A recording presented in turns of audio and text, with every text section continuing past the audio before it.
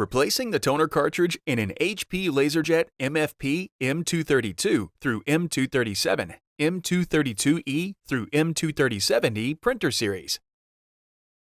Replace any low or empty toner cartridges with genuine HP cartridges when a message on the printer control panel or the printer software alerts you.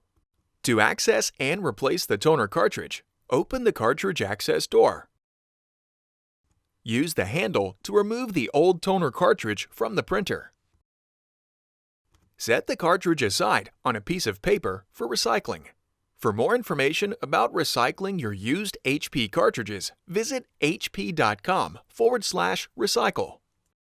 Caution: hold the replacement cartridge at each end to prevent damage.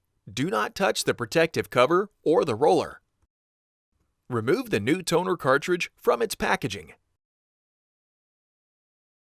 While holding the cartridge by the sides, rock it back and forth to evenly distribute the toner. Remove the protective cover from the roller. Caution: to prevent print quality issues, avoid touching the roller on the bottom of the cartridge. Use the handle to install the cartridge into the printer.